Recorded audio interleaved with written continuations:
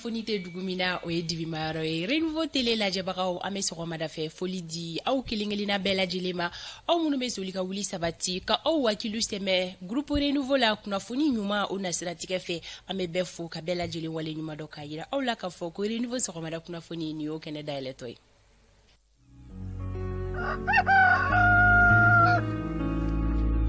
Bi ye tɛnɛ septembre kalo tile 26 san 2022 aw nisɔndiyalen bɛ aw kelenkelenna bɛɛ lajɛlen bisimila sɔgɔmada in na i n'a fɔ don tɛmɛlenw na aw minnu bɛ yen nɔ k'aw sera aw ka baarakɛyɔrɔw la ka ban aw sɔgɔlen no an na o ye laada ye an bɛ aw fo maa minnu fana bɛ anw lajɛ sokɔnɔnaw la don o don an bɛ bɛɛ fo ka bɛɛ lajɛlen wale ɲuman dɔn ko bɛɛ dama ka kan kunnafoni ko la nin jɛmukan in ale kɔnɔna la o kama a kɛnɛ bɛ sigi aw ye dɔgɔkun kɔnɔ siɲɛ 5 a bɛ daminɛ tɛnɛ ka taga kuncɛ juma la nɛgɛ kaɲɛ 7 sanga 15 ka taa bila nɛgɛ kaɲɛ 9 na o sanga in kɔnɔna na aw ka kunnafoniya kunfɔlɔw bɛ fara ɲɔgɔn kan ka di aw ma Renouveau Matin jamakulu fɛ ɲɛmayaso ale ka yamaruya kɔnɔna na ka bɛɛ fo ka bɛɛ lajɛlen wale ɲuman dɔn ko bi tɛnɛ Renouveau sɔgɔmada kunnafoni ni ye ale kɛnɛ sigitɔ la o la lamɛnbagaw an tɛ ɲinɛ aw kɔ cogoya si la radio Renouveau lamɛnbagaw an ka foli bɛ aw ye radio Ɲeleni ka bɔ Segu an bɛ Segukaw ka foli kɛ radio Bɛnkan ka bɔ Kɛrɛwani radio Tiɲɛdugu ka bɔ Jura radio Futa ka bɔ Yanfoyila radio Besago ka bɔ Kucala radio Kanaga ka bɔ Joro radio Kumakan ka bɔ Bila radio Jigiya ka bɔ San radio Naro Samaya ka bɔ Ɲɛwulini radio Dambe ka bɔ Boron radio Faso Kanu ka bɔ Welesebugu radio Ciba FM ka bɔ Kati Falajɛ radio Nema FM ka bɔ Kasaro radio Tolérance ka bɔ Mopti radio Miracle FM ka bɔ Buguni radio Kuzata 2 ka bɔ Jalakɔrɔbugu radio Altakadum ka bɔ Sikaso site internet Mali Bamada ka bɔ Franci radio Mamelon ka bɔ Kebila ani Tamani fɛn bɛ tali kɛ radio Aljilala FM na ka bɔ Kɔfilacɛkaw fɛ yen nɔ fo ka taa se radio Naniko FM ma ka bɔ Silinki an ka foli bɛ kanubaga bɛɛ lajɛlen ye maa minnu fana bɛ ka an lajɛ an ka page Facebook kan direct la an ka foli bɛ an ka abonné bɛɛ lajɛlen ye an ka dibila baara kɛbagaw an bɛ u fo labɛnw sigira sen kan kunnafoniw olu kɛnɛ bɛ na dayɛlɛ sisan kumaso kɔnɔ yan nɔ an maa fila bɛ yan fɔlɔ Omar Koita ka fara Fanta Tumota kan Omar in sɔgɔma man sɔgɔma Fanta Tumota a cogo di kɔri basi t'i la mais ala t'an nɔ alhamdulillah weekend don a jara a ɲuman tɛmɛna Dieu merci walima a kun bɛ kɔɲɔ na de an tɛ kɔɲɔ na ni weekend girinkajɔw ma caya kosɛbɛ an kun bɛ sɛgɛnla fiɲɛbɔ la wagati dɔw la o ka kan farikolo mago b'o la kuma dɔw la siga tɛ o la a cogo di basi tɛ yen nɔ bi sɔgɔmada in na ko kura sɔgɔmada fɛ sanji Umar a ma nɔgɔ yɛrɛ a mana gɛlɛya cogo cogo Bamakɔ fan caman fɛ hali o y'a sɔrɔ k'a fɔ an yɛrɛ bɔra san kɔrɔ ka na siga t'a la san nana Bamakɔ fan caman fɛ wa nɛɛma dalen n'o fan caman fɛ nin sanga in kɔnɔna na okumu kɔnɔna na an bɛ foli bila ka taa an lamɛnbagaw bɛɛ lajɛlen ma Mali fan bɛɛ lajɛlen na maa maa bɛ soli ka wuli k'i sɔgɔn na walasa ka se ka kunnafoni kunfɔlɔw sɔrɔ an b'u bɛɛ lajɛlen fo ni sanga in kɔnɔ Tumota Omar Koita bɛɛ lajɛlen ye foli ka o laminɛ ka yira kanubagaw la k'a fɔ ko a mana gɛlɛya cogo cogo ni jɛmukan in kɛnɛ a bɛ sigi olu ye min b'a to u bɛ se ka bɔ kunnasiri o la cogoya mun na Omar Koita sɔɔni dɔrɔn don kibaru e bɛ na o dayɛlɛ sabula bi sɔgɔmada in na jama kɔrɔtɔlen don ko kura ko yalima kibaruya jumɛn bɛ Renouveau Matin ale kɔnɔna na o dɔgɔduma o ye sisan ye sabula kɛnɛ nin ye ale dayɛlɛtɔla ye bi sɔgɔmada in na kumasen min bɛ an bolo kɔrɔ ni walawalali bɛ na kɛ o kan an ko o de ma ko discours o de anw ka bi sɔgɔmada in na kumasen ye discours kɔrɔ ye jumɛn ye an y'a suganti kun jumɛn de kama a bɛ tali kɛ waleya jumɛn na Omar B Sidibe ani ale de bɛna ɲɔgɔn lasɔrɔ bi décryptage kɔnɔna na ale bɛna o walawala kanubaga jamakulu ye bɛɛ lajɛlen ka se ka faamuyali ɲuman ka o sɔrɔ fɛn bɛ tali kɛ an ka jamana minisiri ɲɛma ni o ye colonel Abdoulaye Mayiga ye ale kɔni ye lase minnu kɛ diɲɛ seleke 4 ɲɛkɔrɔ fɛn bɛ tali kɛ parti politique la yalima olu ye minisiri ɲɛma ka lase ninnu ye cogo di an bɛna wele bila maa dɔ ma ni o ye Julu Sisogo ye ka bɔ parti FPC kɔnɔna la o maa ɲɛma don an bɛna hakilina ta sɔgɔmada in na ka se ka to an ka jamana minisiri ɲɛma ale kɔni ka lasew kɔnɔna la ni o b'a ka discours ko fɔ o min yɛrɛ kɛra diɲɛ seleke 4 o ɲɛkɔrɔ ni o bɛ ONU ko fɔ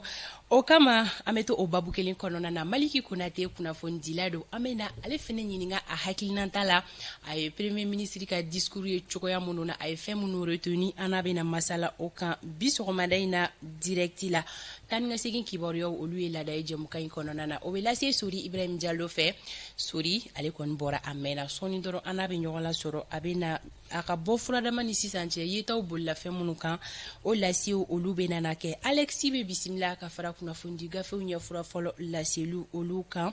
fɛn min kɔni bɛ kɛnɛya kunnafoni ko fɔ o fɛnɛ lasew bɛ kɛ Hawa Daɲogo ale ka yamaruyaw olu kɔnɔna la anw ka don fɔli duma o bɛ yan nɔ dakuru ɲɛ kelen aw bɛ deli ka fɛn o fɛn sɔrɔ jɛmukan in kɔnɔ a bɛɛ lajɛlen bɛna lase aw ma bonya ani karama kɔnɔna la fɛn min bɛ don kibaru ko fɔ o bɛna dayɛlɛ sɔɔni dɔrɔn Umaru Koyita ale fɛ baara bɛɛ lajɛlen bɛ dayɛlɛ sisan ni wagati bolo da cogo ye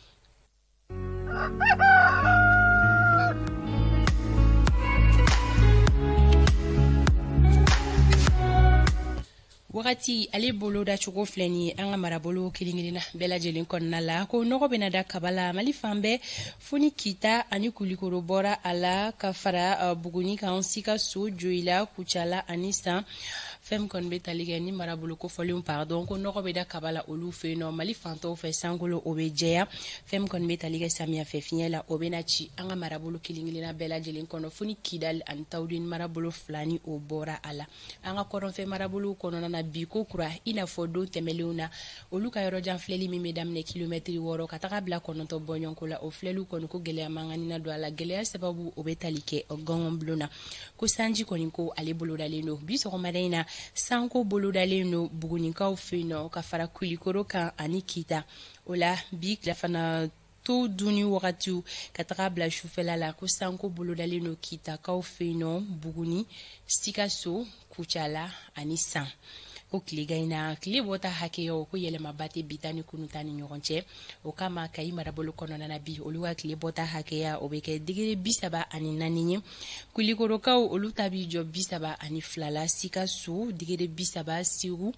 34 Mopti 36 Tombouctou 39 Gao 41 Kidal 42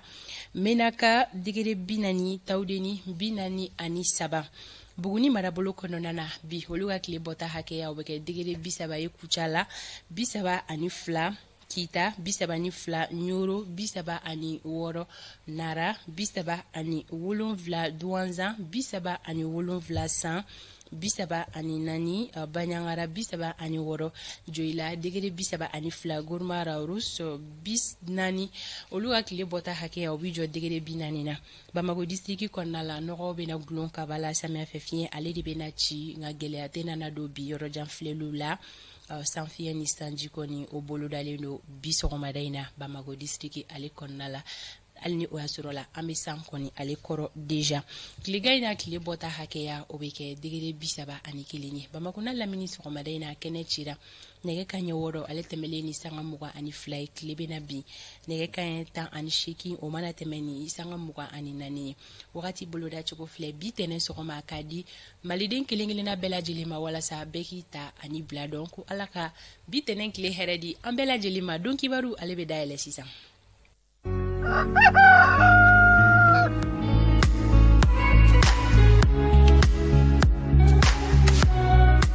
Umaru Koyita ni kunnafoni dugu jɛlen ye ne bɛ kɛnɛ ci wele ka don kibaru dayɛlɛ Sikate o la Fanta Tumuta ani sɔjalenba bɛ an lamɛnbaaw bisimila kunnafoni kunfɔlɔ kɛnɛ ka bi na fɛn min kɔni ye Mali a yirala k'a fɔ ale premier ministre ni o bɛ Abdoulaye Mayiga ko fɔ ale kɔni kumana diɲɛmaa ye fɛn min kɔni Nations Unies ale ka ɲɔgɔn dalajɛ hukumu kɔnɔna na a ye mun fɔ sɔni an bɛna an da don o bɛɛ lajɛlen na fɛn min kɔni CEDEAO jamana ɲɛmaa 3 min n'an kun y'a fɔ an ka kunnafoni tɛmɛnen na ni olu ko an kana Mali la ka bɛɛ tarata don ma Mali maa ɲɛmaw kɔni bataki sɛbɛn dɔ fɔ min kɔni b'a yira k'a fɔ ko olu k'u tɛ se k'u bisimila ka bɛn o don in ma a ko kɛra cogo di an bɛna o bɛɛ lajɛlen kɔni ɲɛfɔ Mali ani Zambi o kɔni ye dolantan ɲɛnajɛ min kɛ ni a kun fɔlɔ kɛra ka bɛn jumadon ma a yirala k'a fɔ dolantan kun filanan o bɛ kɛ ka bɛn bin dɛnɛndon ma ni labanw bɛɛ lajɛlen sabatira ni Awa Tafili Ture Awa Tafili ale ka yamaruya ye an bɛna an da don nin bɛɛ lajɛlen na k'a walawala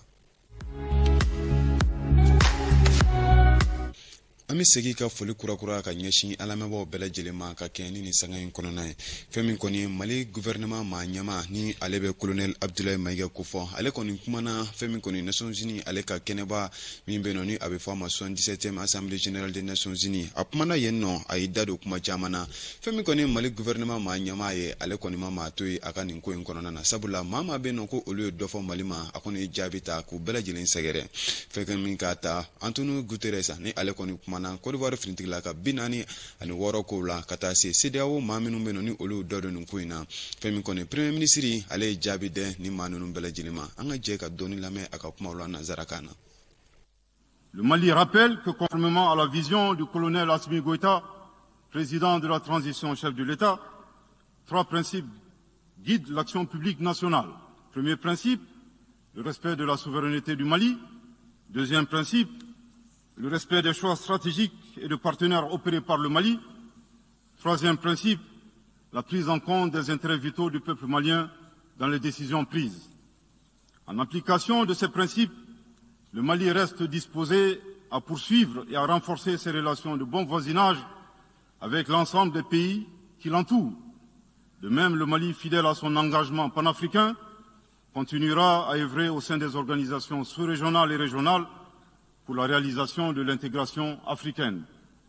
Également, l'atteinte des objectifs de la transition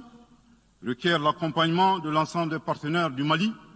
y compris les Nations Unies. J'en appelle donc aux amis du Mali à rester mobilisés aux côtés du gouvernement en vue de l'aider à relever ensemble ces défis importants. Pour la grande majorité des États du monde, convaincus par le respect mutuel et le partenariat gagnant-gagnant, je leur garantis que les portes du Mali leur sont grandement ouvertes et les Maliens les accueilleront les bras ouverts. Pour la minorité qui serait tentée de ne pas respecter ces principes, nous leur promettons qu'ils feront face à des millions de Assimi Goïta, soucieux de défendre leur honneur, leur dignité et leurs intérêts vitaux. Je terminerai en donnant 2 conseils aux nostalgiques de la domination. Ayez le sens de l'empathie en traitant les autres comme vous voudrez être traités ou en ne faisant pas aux autres ce que vous ne voudrez pas qu'on vous fasse. Le second conseil, revoyez vos copies, revoyez vos modèles, revoyez vos logiciels pour intégrer le changement de mentalité et l'évolution du monde dans vos grilles de lecture et d'analyse. Sortez du passé colonial et entendez la colère, la frustration, le rejet qui remonte des villes et campagnes africaines, des populations africaines, et comprenez que ce mouvement est inexorable. Grâce au principe de la multiplication fractale,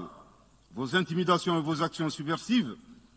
n'ont fait que grossir le rang des Africains soucieux de préserver leur dignité. S'il n'était qu'une centaine aux indépendances, aujourd'hui nous sommes des millions, et demain, tant que les paradigmes inégalitaires demeureront, nous serons des milliards. Le Mali et son peuple ne seront pas des spectateurs face aux assauts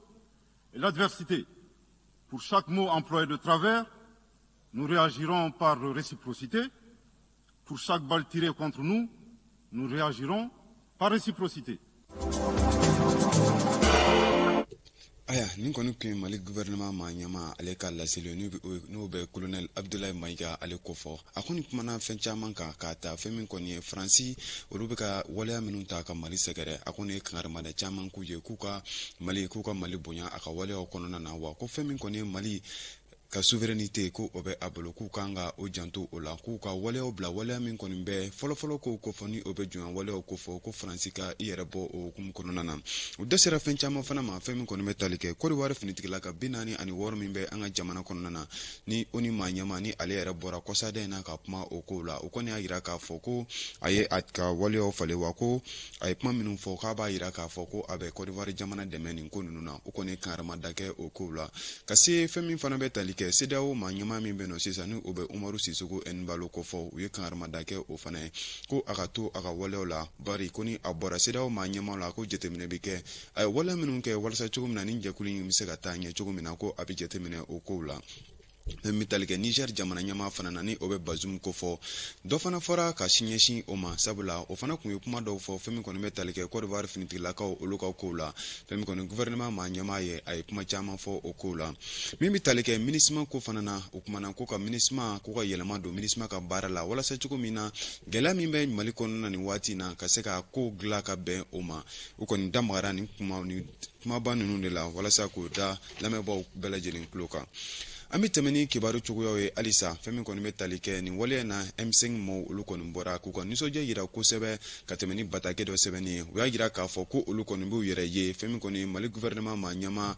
min nɔrɔ bila ni ale nɔrɔ bilalen don sisan ko u b'u yɛrɛ ye a ka kumaw kɔnɔna na u y'a yira k'a fɔ ko ka Mali ka to nin sira in kan sira min yɛrɛ kɔni ni o bɛ an ka yɛrɛma hɔrɔnya ale lafasali ko fɔ wa u y'a ɲini fana ko maaw bɛɛ lajɛlen ka bɔ ka colonel Abdoulaye Mayiga ka ale kunbɛn ni ale kan ka bɔ New York jamana na ka na tarata don ka fara M5 ka fɛn min kɔni INT ma ni ale kɔni bɛ Mali baarakɛlaw ka lafasali tɔn kuluba ko fɔ olu fana ye bataki bɔ nin ko in na k'u ka nisɔndiya yira wa u ye foli kɛrɛnkɛrɛnnen bila ka ɲɛsin jamana ɲɛmaa ma ni o bɛ colonel Assimi Goïta ale kɔfɔ nin waleya min kɔni kɛra ni o kɛra Nations Unies maaw ɲɛkɔrɔ a ko mana kɛ cogo min na an bɛna an da don a bɛɛ lajɛlen na k'a walawala an bɛ tɛmɛ ni kibaru cogoyaw ye halisa fɛn min kɔni kun ye CEDEAO kun ye ŋaniya min ta k'a fɔ ko jamana ɲɛmaa saba ni o bɛ Macky Sall Faure Gnassingbé ani ka taa se Ghana jamana ɲɛmaa ma ko olu kun kan ka na an ka jamana kɔnɔna na fɛn min ka tɛmɛ ni bataki sɛbɛn dɔ kɔnɔna ye Mali ministre min bɛ yen ni ale ɲɛsin bɛ Mali ani jamana wɛrɛ ko ma ale kɔni bataki dɔ kɛ k'a laɲini u fɛ k'a fɔ ko Mali kɔni tɛna se ka ni jamana ɲɛmaa ninnu lakunbɛn ni k'u bisimila ka bɛɛ tarata don ma u ye don fila ko fɔ ni o bɛ alamisa ani ka taa juma na k'o ko fɔ ko ni u bɛ se ka na ka bɛn o ma Yusuf Kulubali ale bɛ a tɔ ɲɛfɔ an ye lajɛ balalen min kɛra CEDEAO mɔgɔw fɛ n'a yɛrɛ kun ɲɛsinnen don Mali ale ni Laginɛ ma n'o y'a yira k'a fɔ ko CEDEAO maaba dɔw ni président saba yɛrɛ b'a la k'olu bin'u kunda Mali kan septembre kalo tile 27 san 2022 walasa Ivoirien ka sɔrɔdasi 46 min minɛnen don Mali la olu bɛ se ka bila tile kelen o lase kɔfɛ Mali marabaw ka tɛmɛ ni ministre min ɲɛsinnen don an ka jamana ani jamana wɛrɛ kunɲɔgɔn ɲɛnabɔli ma olu ye ɲɛfɔli kɛ ka kɛɲɛ ni lase dɔ ye min n'a ɲɛsinna CEDEAO yɛrɛ ma u y'a yira k'a fɔ k'u ka kɛɲɛ n'u ka baaraw bolodatogoya ye k'olu tɛna se ka o maa kofɔlen ninnu bisimila nin don kofɔlen in na u y'a yira k'a fɔ k'olu tɛna se ka nin maa kofɔlen ninnu bisimila ka kɛɲɛ n'o don kofɔlen ye n'o yɛrɛ bɛ tali kɛ tarata septembre kalo tile 27 san 2022 la u y'a yira k'a fɔ ko walasa olu ka se ka nin mɔgɔ kofɔlen ninnu bisimila ko fɔ alamusa septembre kalo tile 29 walima juma septembre kalo tile 30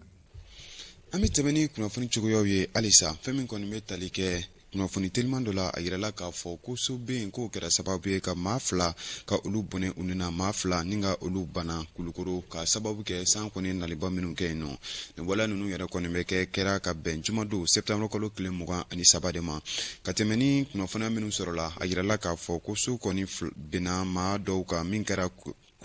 kulukoroba ka tɛmɛ ni fɛn min kɔni protection civil maaw ka kuma ye u y'a yira k'a fɔ ko o so bɛ min kɛra kulukoroba k'a kɛra sababu ye ka maa kelen bɔnɛ a nin na maa fila ka olu bana o maa fila ninnu kɔni a yirala k'a fɔ ko olu taara joona ka kɛnɛyaso sɛgɛrɛ fɛn min kɔni bɛ tali kɛ ni protection civil maaw ka laseli la u y'a yira k'a fɔ ko sani o cɛ kunnafoniya min kɔni sɔrɔla a yirala k'a fɔ ko den fitinin dɔ ni o bɛ npogotiginin dɔ ko fɔ san 2 ɲɔgɔn na ko so bɛnna o fana kan ni o kɛra ɲamana terminisi fanfɛla la ka tɛmɛ ni kunnafoniya min sɔrɔla studio tamani maaw olu fɛ an bɛ tɛmɛ ni kunnafoni cogoyaw ye halisa fɛn min kɔni bɛ tali kɛ maa minnu bɛ yen nɔ ni olu bɛ baara kɛ an ka pankuru jigiyɔrɔ la ni a bɛ fɔ a ma agence de sécurité de la navigation aérienne en Afrique et à Madagascar ni bakuruba fɔla a bɛ asegina ko fɔ olu kɔni tun bɛ baara bila min na a yirala k'a fɔ ko u ye o waleya ko o bɔ a dɔgɔkɔrɔ fɔlɔ an bɛ hakilajigɛ k'a fɔ nin waleya ninnu kɔni kun kɛra ka sababu kɛ ni maa ninnu kun bɛ ka laɲini dɔw kɛ minnu bɛ taa fɔ laɲini 13 ɲɔgɔn na an ka jɛ k'u ka lasi lamɛn Amadu Jara ale ka kuma bara la mɔgɔw kan ka faamuya k'a fɔ laɲini fɔlɔ ye fɛn minnu ye an ka avantage dɔw kun bɛ yen n'a bɛ f'o ma ko acquis olu caman kun wulila donc an ko olu ka segin olu y'an ka laɲini dɔw ye laɲini filanan n'o ye baara yɔrɔ yɛrɛ ka taga ɲɛ o situation ka yɛlɛmɛ pour que baara ka se ka kɛ environnement ɲuman kɔnɔ condition ɲuman kɔnɔ o ye laɲini filanan ye laɲini sabanan o an yɛrɛ baarakɛlaw ka hakɛw ye an ka laɲini ye an ka hakɛ ninnu yɛlɛma ka don u la baarabila in kun a ɲɛsinnen tɛ an ka jamanaw ma et puis baarabila in a tɛ Mali dɔrɔn na parce que a sɛgɛnna ye jamana caman de jamana 17 a 18 o ye Faransi ye mais jamana 17 an bɛ yɔrɔ yɔrɔ la baarabila in a kun bɛ a yɔrɔ fan bɛɛ la jamana caman ɲɛmɔgɔw wulila ko u mago don an ka baarabila in na u ye wele bila n ma a kɛra jamana caman na jamana ɲɛmɔgɔ baw yɛrɛ fo sanfɛla y'an wele an ye kumaɲɔgɔnya kɛ donc an ka problème u y'a yira an na u y'a faamuya ni ala jɛra n'a ye u bɛ se mun na u b'o kow la mais u bɛ laɲini k'an fɛ an ka ɲɔngiri fɔlɔ a wulili tɛ dɛ mais an ka ɲɔngiri fɔlɔ yanni olu yɛrɛ bɛ se ka wagati mun sɔrɔ ka baara kɛ an ka laɲiniw kan. aya nin kun ye a segina secrétaire général min bɛ an fɛ jamana kɔnɔna na ale ka lasew ye ni a kɛra Amadu Jara ale ka kuma bara la Fanta Tumuta oui nin kun ye kunnafoni kunfɔlɔ ye an sera ka min kamaru ka fara ɲɔgɔn kan ka se an lamɛnbaaw ma nin saga in kɔnɔna na. Umar Koita k'i fo don kibaru ta ko fɔlɔ ale tun ye nin ye an bɛ an sɛnsɛn ka taga ɲɛfɛ an bɛ tɛmɛ ni kibaruya tɔw ye o kanubagaw ma halisa kunnafoni tɔw caman bɛ don kibaru segi kɔnɔna la mɛ ta ko fɔlɔ o ye ɲɔnkiri yan sɔɔni ta ko filanan o bɛ dayɛlɛ ni saga kɔnɔna la a ka kan an ka taa munumunu salo kɛ an ka siraba kanaw la k'a dɔn bi sɔgɔmada in na n'a ma ɲɛ ko bi ye tɛnɛ ye dɔgɔkun daminɛ ye bi ye kabiri sɔgɔma joona jama bɔta o ka ca o kama taa ni ka segin yɛrɛ bɛ hukumu jumɛn de kɔnɔna la an ka sirabaw bɛ lahalaya jumɛn de kɔnɔna na an bɛ taga an ka nɛgɛ karafetigi fan fɛ Batɔma Kane ale bolo bɛ nɛgɛw la bi Batɔma i b'a lajɛ n'a ni sori sera ka ɲɔgɔn lasɔrɔ.